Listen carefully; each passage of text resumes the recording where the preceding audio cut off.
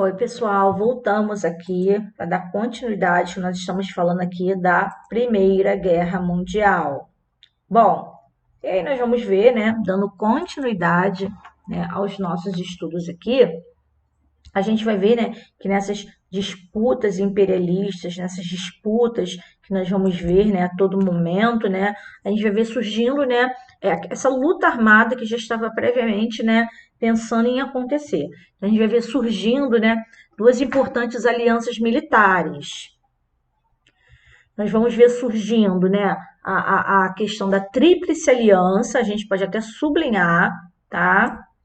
Que vai ser o Império Austro-Húngaro, o Império Alemão e a Itália, ok? E nós vamos ver também a Entente, né? Tríplice Entente, né? Que vai unir a França, Inglaterra e depois o Império Russo, ok? Aí, vamos ver aqui a Tríplice Entente, né? E aí, gente, a Itália, como vem dizendo aí, gente, ela tem uma posição de oscilação. Ela vai iniciar na Tríplice Entente, mas no meio do caminho ela vai mudar, perdão, Tríplice Aliança. A Itália ela vai iniciar aí na Tríplice Aliança, mas depois ela vai mudar de lado, tá? E ela vai voltar, ela vai desculpa, gente. Ela vai mudar de lado e vai trocar a Tríplice Aliança pela Tríplice Entente, ok? Bom, e aí nós vamos ver, né, a formação, né, também de acordos militares, acordos de uma nação defender a outra em caso de invasão, enfim. E a gente vê uma situação de instabilidade, né, percorrendo os ares europeus, tá? Que vai reforçar cada vez mais o sistema de defesa, né? E a gente vai ver com isso, né, o crescimento de arsenais, nós vamos ver, né, e de militares. Então, nós vamos ver nesse momento essas potências, né, aumentando o investimento bélico, tá? E ao mesmo tempo, né, aumentando o seu número de militares. Isso aí a gente vai chamar como uma corrida armamentista, tá? Essa corrida armamentista, ela vai ser alimentada nada mais, nada menos pela indústria bélica, aqui, ó, sublinhando aqui, que vai criar a chamada paz armada, né? Eles estão num momento de paz, mas na verdade todas essas grandes nações estão se armando porque a qualquer momento eles sabiam que uma guerra poderia ser travada entre eles, né? Um piscar de olhos, em apenas uma faísca, tá? Ele poderia iniciar essa guerra. E aqui tem um pedaço, né? Uma história em foco, né? Onde vem falando um pouquinho dessa indústria bélica. Tá, gente? Repara aí que tem mulheres, né? Muitas mulheres deixam seus lares para trabalharem, tá?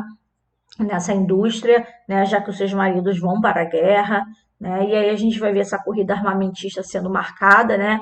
Pelo início de várias tecnologias. A gente vê aí, né, o avião, telefone, né? Vários tipos de armas, como a metralhadora, né, que dispara várias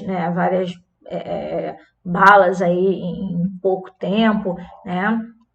E aí a gente vê, né, devido ao Fordismo, né, que foi aquele modelo de produção, né, linha de montagem, divisão de trabalho, né, que vai fazer a produção em massa, né, vai afetar os bens de consumo, né, como automóveis, né, e também a questão da produção bélica, tá?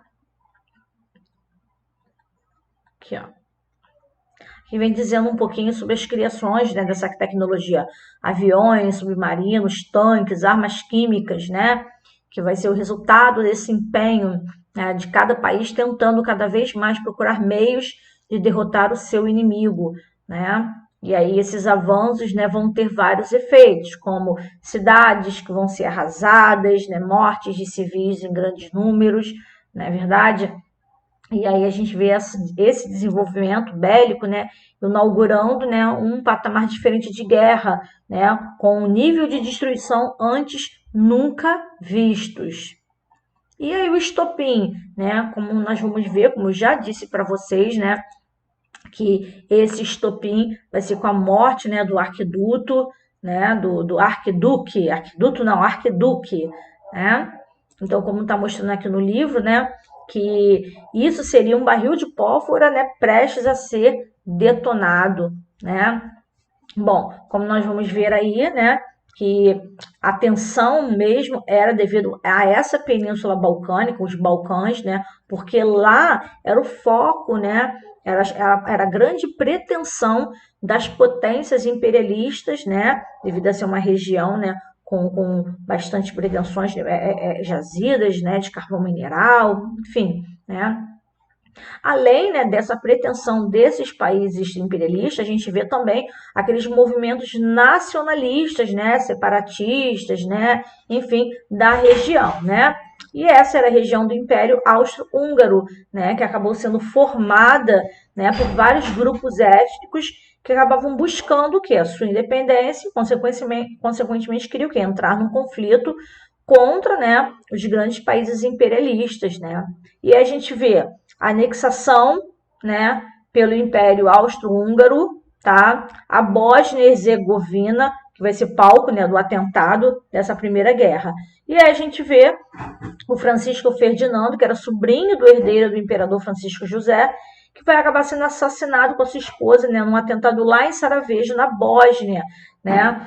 O autor do disparo, né, ele era membro de uma seita, né, Mão Negra, né, que era uma organização terrorista ligada à Sérvia que lutava contra, contra o domínio austríaco da região.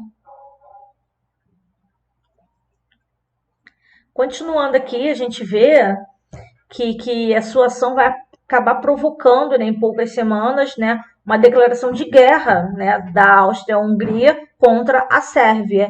E aí, esse estopim vai fazer o início da então Grande Guerra Mundial.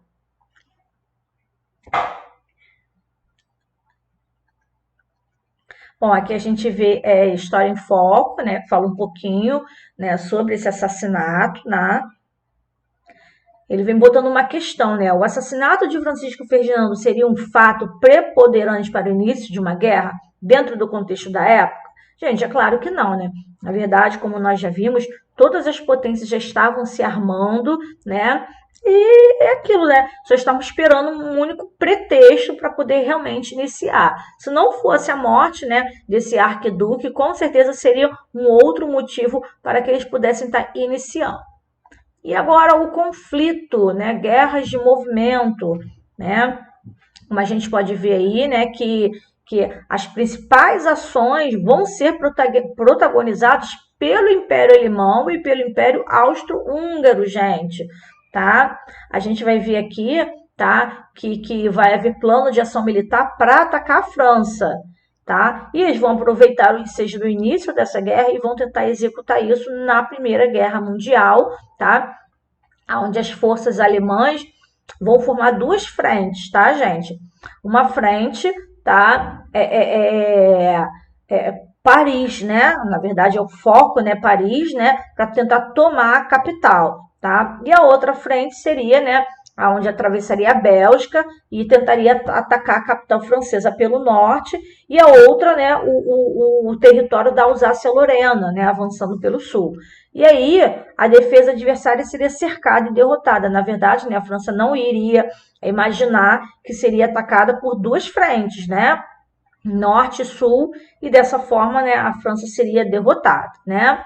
E aí, né, os alemães, né, no caso, né, os governantes alemães, os generais, oficiais, eles acreditavam que se eles concretizassem esse plano, né, após a vitória em cima dos franceses, né, logo, né, os ingleses, né, iriam também ser derrotados e toda a vitória seria dos alemães, né? E aí eles iriam assinar um tratado de paz, né?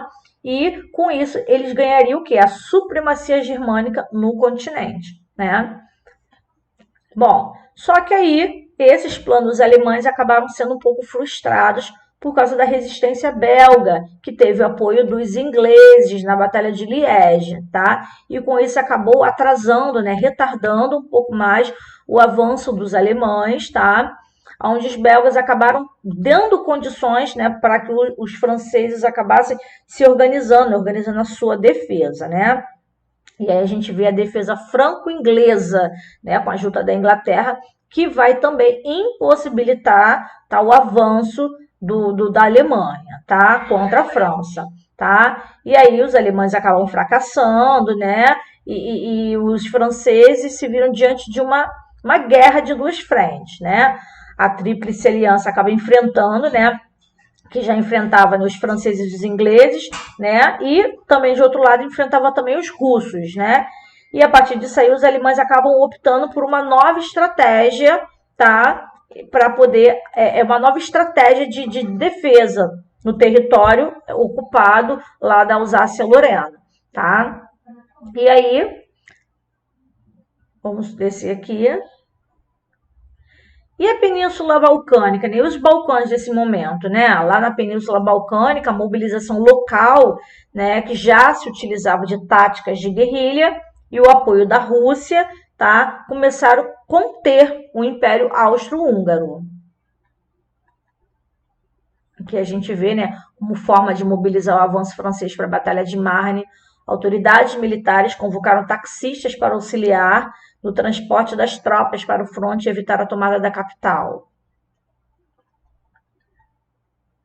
Descendo aqui, Guerra das Trincheiras, né? Que também, como ficou conhecida, né, essa guerra, essa Primeira Guerra Mundial, né, ficou conhecida como Guerra das Trincheiras, né, gente? O que são trincheiras? Na verdade, eram aberturas, tá? Que tinham nas terras, né? Aberturas para que o exército, né, os militares, né, pudessem ficarem abaixados, né? Com isso eles ficavam abaixados e conseguiam a partir dali lutar, né? Através desse. Era uma vala, né? Como se fosse uma vala que eles ficavam ali, tá? Deixa eu apresentar aqui uma foto para vocês. Deixa eu abrir aqui para vocês verem eles nessas trincheiras. Deixa eu abrir aqui. Cadê aqui a imagem? Imagem.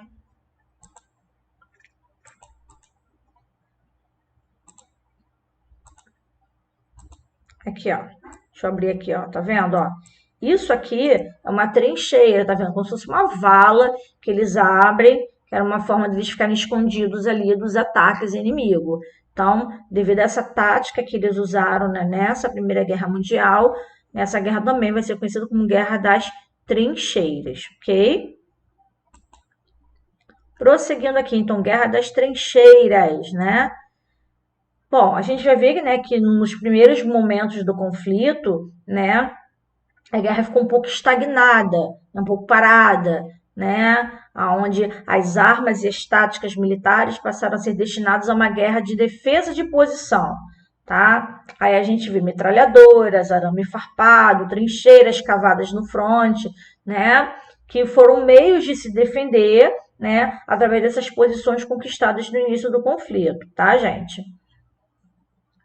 Só que, assim, era bem evidente, né, que nem mesmo fazendo uso desse armamento tão pesado, tá, gente, seria suficiente para romper essas defesas inimigas, né? E aí a guerra prosseguia, né, tanto pelo céu como por baixo de água, através de aviões e também de submarinos, tá?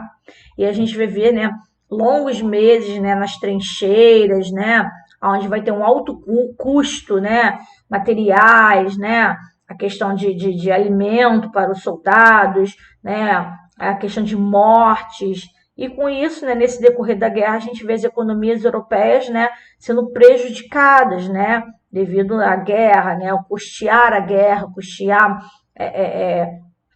alimento dos soldados, custear as mortes, custear as armas, né. Aí as trincheiras, ó, coloquei ali para vocês, mas aqui tinha, né, olha aqui, ó, as trincheiras, como tá dizendo aqui, ó. Ó, as trincheiras eram longos buracos cavados no chão, com aproximadamente 2 metros de profundidade. Geralmente formavam grandes e estreitos corredores e abrigavam soldados que procuravam impedir avanços militares. A vida nas trincheiras não era fácil, a alimentação era escassa, as condições de higiene eram precárias, o descanso era difícil e as pragas, como ratos e doenças, se alastravam em razão do grande número de corpos em putrefação, né? Quer dizer, além do perigo de morte pelos inimigos, havia também a morte por contaminação de doenças. O terror constante fazia com que alguns soldados se ferissem ou se mutilassem propositalmente com o intuito de serem enviados para casa, que era uma prática arriscada que podia ser castigada com o fuzilamento. Bom, gente, e aí, como a gente viu, né? Fomes e doenças vão ser a realidade comum, tá? E com isso, né, a população civil, né, de cada localidade, né, vai sofrer muito com isso, tá? A gente vê a opinião pública começando a se colocar contra essa guerra, tá? E essa tragédia acaba abatendo, né, intensamente os países até mais atrasados, né? Por exemplo, a gente vê o Império Russo, né, que passava por uma crise, vai acabar enfrentando uma revolução socialista, né? E vai acabar assinando com a Alemanha a sua saída da guerra, né? Aí a Rússia, né, que desde o início, né, como é que se diz? Ela talvez optava, né, pelo uma vitória alemã, né? Enfim, né, ela poderia concentrar as suas forças, né? Dessa forma, os alemães poderiam concentrar as suas forças somente contra o quê? Franceses e ingleses, né? E aí, né, esse histórico, né, do isolamento. O isolamento dos Estados Unidos, né, parecia algo que iria continuar, né? Enquanto isso, franceses e ingleses estavam chamando os Estados Unidos para vir também ajudar, né? Enfim, né? E aí, né, vai começar uma violenta campanha submarina alemã no Atlântico, que vai acabar vitimando, né, sem querer, né, os alemães vão acabar bombardeando alguns navios dos Estados Unidos. E aí sim, a opinião pública vai começar a incentivar que os Estados Unidos entrem nessa guerra também. Aí nós vamos ver, né, nesse momento aqui, as grandes potências europeias tinham, né, mantinham, né, colônias e vão usar a mão de obra dessas colônias para também entrar na guerra, tá? Como está dizendo aqui, tá? Houve a mobilização de voluntários para lutar em solo europeu. À medida que a guerra se alongava, as metrópoles começaram a recrutar mais e mais soldados para irem para o fronte. Tá? Aqui, ó, senegaleses lá em Paris. E a vitória da Entente, né? Lembrando que a Entente, tá? Ih, meu Deus do céu, minha gatinha tá piando aqui. Meu Deus do céu, né? A gente vai ver, ó, lembrando que a gente tem a Tríplice Entente, tá, gente? Que era Rússia, Grã-Bretanha e França. E a gente vê a Tríplice Aliança, Alemanha, Áustria, Hungria, Império Otomano e Itália, que depois vai mudar de lado, tá? Só pra gente ver, tá? E aí os Estados Unidos acabam entrando, tá, na Primeira Guerra Mundial, tá? E aí, por quê? Porque os Estados Unidos viu que se os alemães, né, vencessem, iria prejudicar financeiramente eles, tá? Por quê? Porque, na verdade, os Estados Unidos financiava muitas coisas, né, dos franceses e dos ingleses. Então, se o França e a Inglaterra perdem, né, consequentemente, os Estados Unidos ia sair abalado economicamente disso, né? Então, a gente vê aí, né, o então presidente dos Estados Unidos, o Woodrow Wilson, né, que vai entrar na guerra, né, após essa interceptação de uma correspondência entre os governos alemão e mexicano, né, onde tinha um telegrama, né, que era o telegrama Zimmermann, tá, que mostrava uma aproximação desses dois países, né. Então ele tinha esse temor, né, que o governo alemão, né, convencesse o México, né, a bombardear os Estados Unidos, lembrando que o México é vizinho ali dos Estados Unidos, né, enfim, né.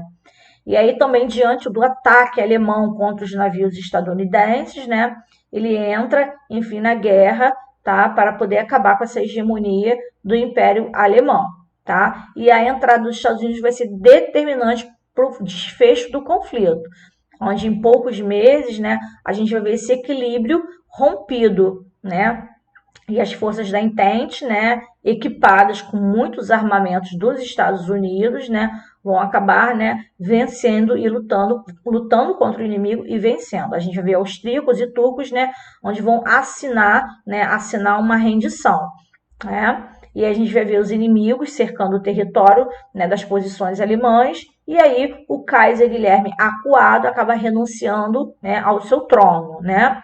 E aí foi instaurado, né, um governo provisório e logo depois a República Alemã, que vai assinar o armistício, né, aonde ele promove o fim da Primeira Guerra Mundial, galera.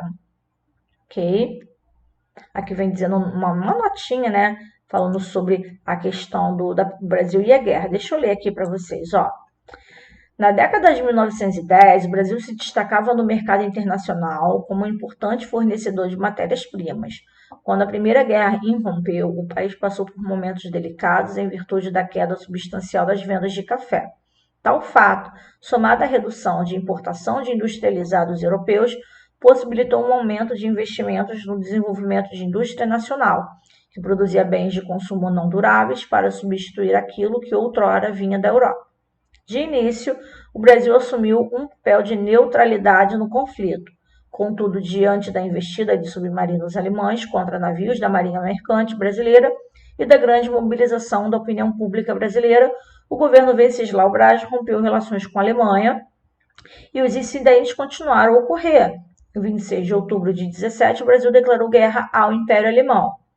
A participação brasileira foi tímida. Houve atuação da Marinha nas águas do Atlântico e o envio de missão médica para a Europa. Além disso, alguns oficiais serviram na Real Força Aérea Britânica e em embarcações estrangeiras. A ação de forças terrestres foi cancelada diante do fim do conflito em 11 de novembro de 18. A Primeira Guerra deixou evidente as fragilidades do Brasil. A dependência em relação à exportação de café e o despreparo das Forças Armadas, evidente diante das inovações vistas na Europa, mostraram que era necessário buscar modernização. Na década seguinte, o Brasil testemunhou a emergência de movimentos que contestavam as estruturas da República Oligárquica que culminaram na Revolução de 30. Ok, galera? E aí, vem falando um pouquinho da paz, né? Como que ficou a questão da paz. Bom, e aí, né? Essa entrada dos Estados Unidos, como a gente viu, que foi primordial, tá? Aonde que com isso conseguiu a vitória da Primeira Guerra Mundial, tá? Vai se reunir, né, com seus aliados para discutir agora o termo de paz, tá? E que eles iriam impor, tá, aos seus inimigos derrotados, né? E aí seria a única saída, né, para que a Europa se recuperasse, né? E a gente vê isso tudo sendo sintetizado nos 14 pontos, tá? A gente viu aí, por exemplo, onde os Estados Unidos defendiam o livre comércio, tá? A independência de nações europeias que eram submetidas a governos estrangeiros, como a Polônia e a Hungria, e a formação de uma organização internacional para a preservação da paz mundial, que era a Liga das Nações, que futuramente vai ser a ONU, tá, gente? Tá? E apesar de alguns pontos, né, terem sido aceitos, né, a posição do então presidente dos Estados Unidos não predominou. A França e a Inglaterra não aceitaram, né, a proposta equilibrada, porque elas queriam se vingar da Alemanha, tá? E aí, na visão, né, dos franceses e dos britânicos, a Alemanha tinha sido a grande culpada pela guerra. Então, ela tinha que ter uma punição, tá, em relação ao seu território, em relação ao seu, né, ao seu poder, né?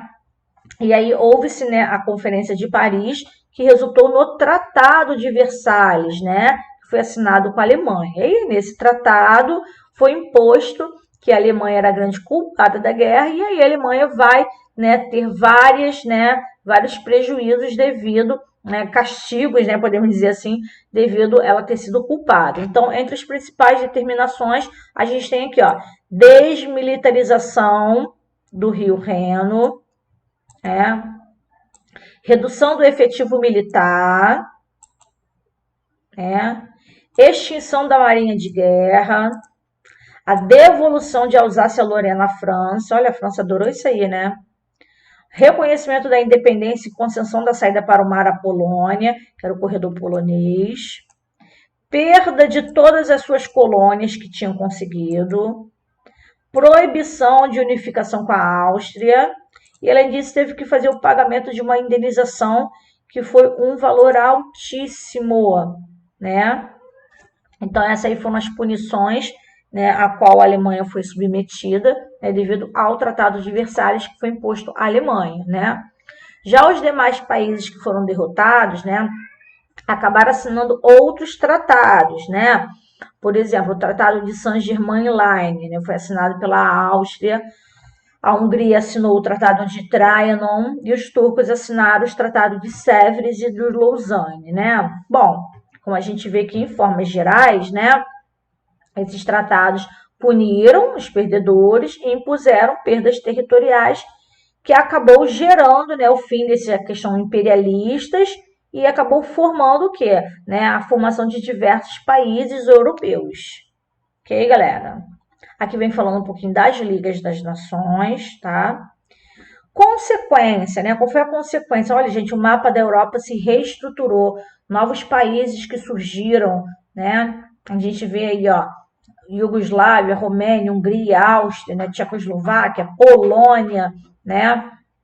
A gente vê na Lituânia, Letônia, Estônia, Finlândia, vários outros países que não existiam, tá? Que acabaram, né, passando a existir, né?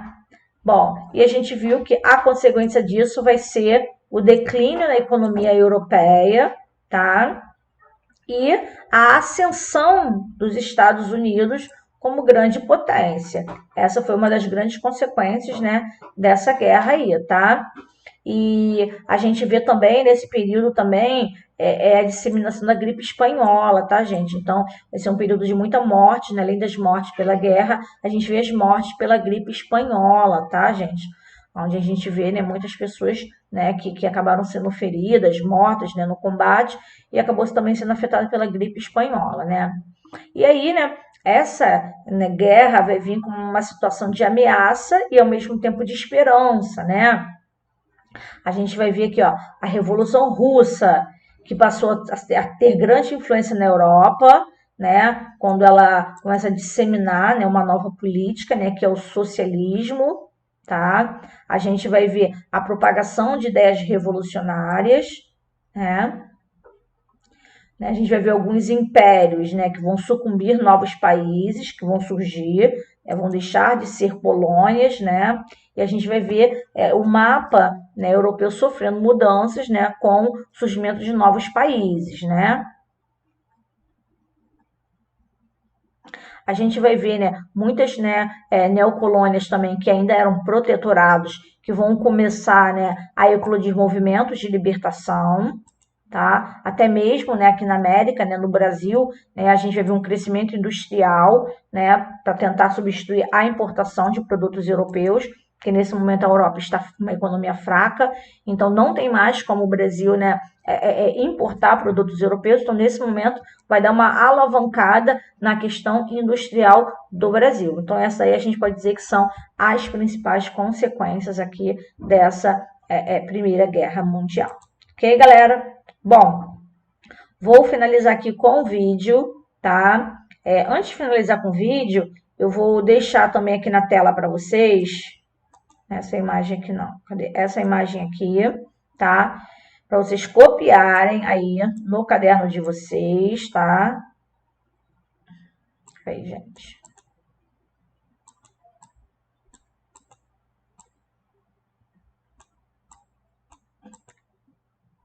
Peraí, deixa eu fechar aqui. Tá? Sobre a Segunda Guerra Mundial. Vou dar um tempinho aí para vocês estarem copiando e depois eu vou finalizar com o vídeo da Primeira Guerra Mundial, tá? Então eu tenho aí Primeira Guerra Mundial, tá? Fases, né? Primeira Guerra de movimento, né? E depois das trincheiras, guerra de movimento, né? A Alemanha, né, vai para a Europa Ocidental, onde ela tenta impedir que a Rússia conquistasse a Prússia Oriental, né? A gente vê a guerra das trincheiras, né? Questão que a Rússia acaba saindo, né, assina, né, a sua saída e a gente vê a Alemanha derrotada e a terceira fase é quando os Estados Unidos entra, né, a Entente acaba sendo fortalecida e derrota a Alemanha, tá? O estopim foi a morte do arquiduque, né, o Francisco Ferdinando, né? Os motivos, a gente vê a corrida armamentista, a questão imperialista, a questão nacionalista e também disputas territoriais, tá? E como que foram as alianças, né? A gente vê a tríplice entente aí, Inglaterra, Rússia e França, e no final com a entrada dos Estados Unidos, tá? E, né, a tríplice aliança, né, Alemanha, né, o Império Austro-Húngaro, né, e a Itália. Ok, pessoal? Então, você necessariamente não precisa estar copiando esse meu. Se você olhar na internet, tem outros, né, mapa conceitual sobre a Primeira Guerra Mundial. Não precisa estar me enviando esse aqui por e-mail. É só mesmo para você constar, para você fazer, que é uma forma de você revisar. Toda vez que você copia alguma coisa, você está revisando, tá bom? Bom, galera, então eu vou finalizar aqui com o vídeo que eu trouxe para vocês. Em 1914, mataram um cara lá na Bósnia chamado Francisco Ferdinando. Mas o que isso vai mudar na sua vida? Ele era o herdeiro do Império Austro-Húngaro. Esse foi o grande estopim da Primeira Guerra Mundial.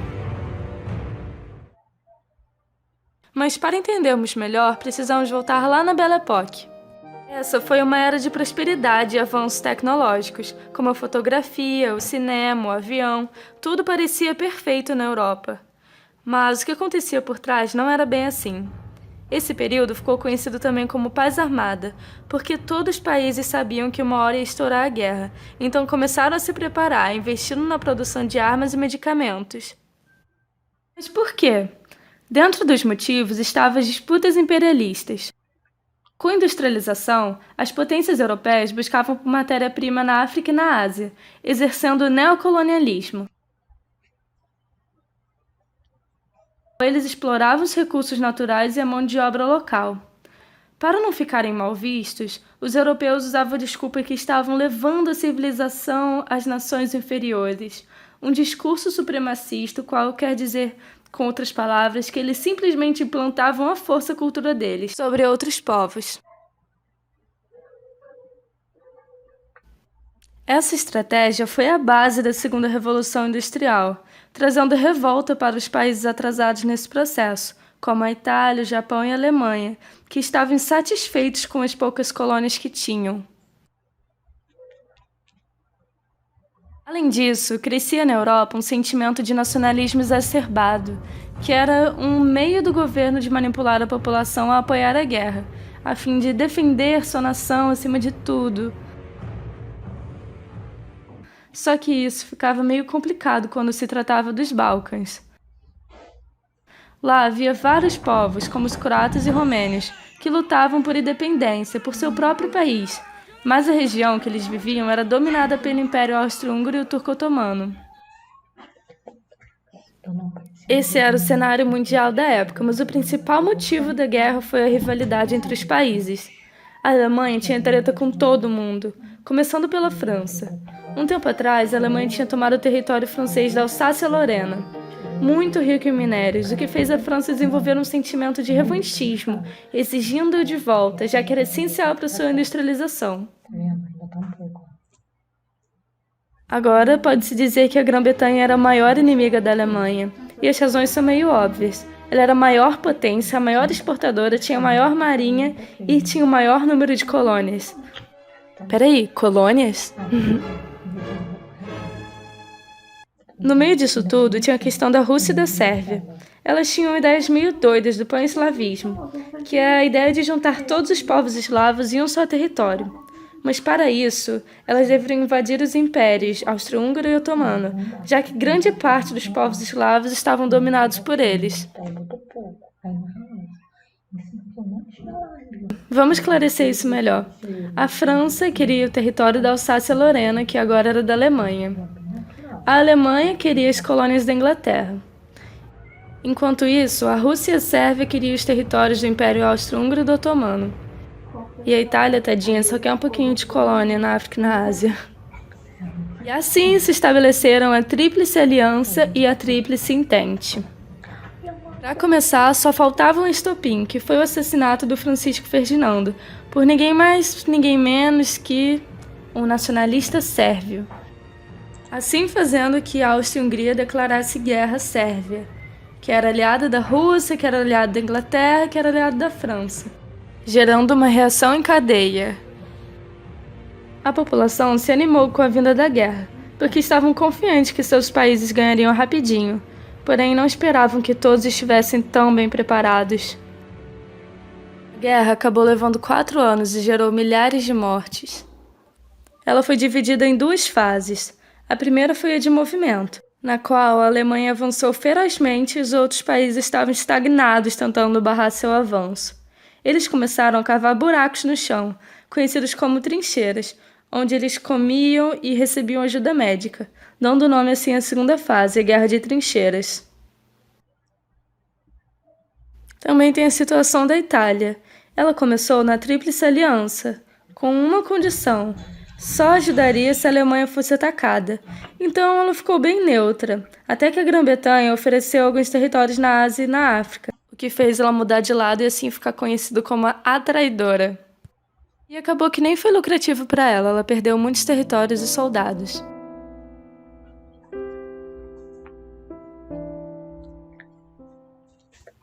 A situação também estava complicada fora dos campos de combate. As cidades estavam marcadas pela fome e miséria, já que as economias estavam totalmente voltadas à indústria bélica. Os trabalhadores, que na época se limitavam a homens, estavam em grande parte servindo à guerra. Ocorreram muitas reviravoltas até que em 1917 a Rússia sai da guerra, porque vamos dizer que tem coisas mais preocupantes para cuidar, como a Revolução Socialista que estava começando. E é um assunto muito longo que eu expliquei melhor nesse vídeo aqui. Nesse contexto, os Estados Unidos entrou na guerra enviando remessas e ajuda médica para a Tríplice Entente, que foi essencial para sua vitória. Até que em 1918 finalmente acaba a guerra.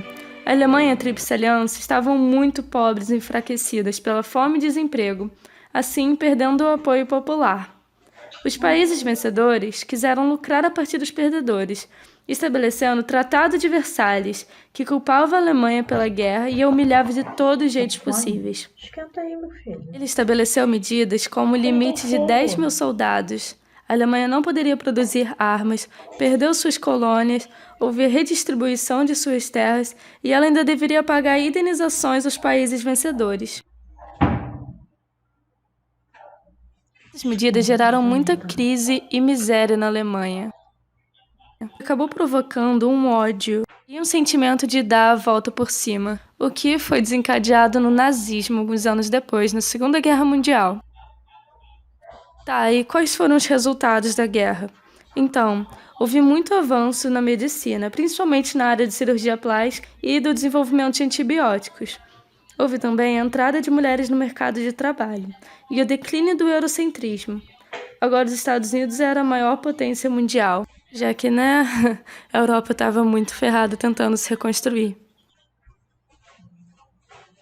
Houve a criação da Liga das Nações, que era um protótipo de ONU com o objetivo de estabelecer a paz no mundo, o que não deu muito certo. Outro resultado importante foi o surgimento de governos autocráticos, como Hitler na Alemanha e Mussolini na Itália. Também houve o fim dos grandes impérios, ocorrendo assim a redistribuição dos territórios, dando origem a novos países, como a Áustria, Finlândia e a Hungria, por exemplo. Muito obrigada por ter assistido esse vídeo. Compartilhe com seus amigos que também estão desesperados com a prova de... Bom, pessoal, eu vou terminando aqui, tá? Deixando esse mapa conceitual, como eu disse para vocês, tá? É uma forma de vocês estarem recapitulando, de vocês fazerem o resumo, tá? Vou deixar o exercício para vocês fazerem. Deixa eu ver aqui quais as páginas que eu vou passar aqui para vocês, tá? Deixa eu diminuir aqui. Os exercícios de casa vai do 284 até 289. 284 até 289, tá bom? As demais a gente pode estar fazendo em aula juntos na semana que vem, quando a gente voltar um pouquinho a falar sobre a Primeira Guerra Mundial, tá bom, galera? Bom, vou encerrar aqui o vídeo, tá? Semana que vem estaremos novamente juntos, tá? E eu vou deixar isso aqui na tela para vocês, né, tirarem um print, enfim, né, ou visualizarem para poder copiar. Bom, galera, então vou deixar aqui para vocês e já vou me despedindo. Um forte abraço, um beijo em todos vocês, tá? E até semana que vem.